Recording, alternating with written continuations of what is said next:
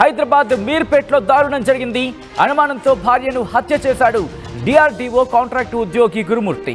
మృతదేహాన్ని కుక్కర్లో ఉడకపెట్టాడు కసాయి భర్త. ఉడకపెట్టిన మాంసాన్ని చెరువులో పడేశాడు గురుమూర్తి. మృతురాలు వెంకట మాధవి కనిపించడం లేదని ఈ నెల 13న పోలీసులకు ఫిర్యాదు చేశారు తల్లిదండ్రులు.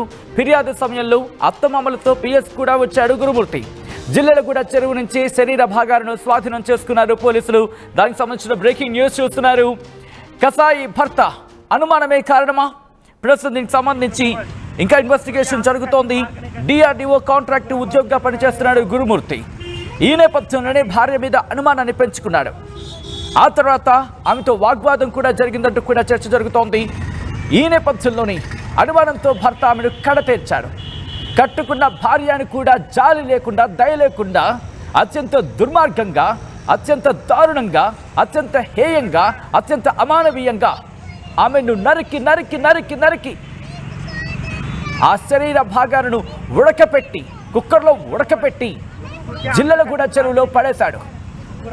ఆ విజువల్స్ ఒక్కసారిగా షాక్కి గురయ్యారు. అయితే ఇక్కడ ఇంట్రెస్టింగ్గా, అవును, ఆ భర్త గురుమూర్తి ఏం చేశాడో తెలుసా? ఏమీ తెలియనట్టు ఆ తల్లిదండ్రులతో, అంటే వెంకట మాధవి తల్లిదండ్రులతో కలిసి పోలీస్ స్టేషన్కి వెళ్ళాడు ఫిర్యాదు చేయడానికి. ఫిర్యాదుకి వెళ్ళినప్పుడు పోలీసులకు సంబంధించి ఎక్కడ అనుమానం రాకుండా నటించేశాడు. వేరే లెవెల్లో యాక్టింగ్ చేశాడు ఆ రోజు. ఆ తర్వాత పోలీసులు ఈ అంశానికి సంబంధించి వెంకట మాధవి కనిపించట్లేదనే అంశానికి సంబంధించి తమదైన స్టైల్లో ఇన్వెస్టిగేషన్ చేస్తే అసలు విషయం బయటపడింది.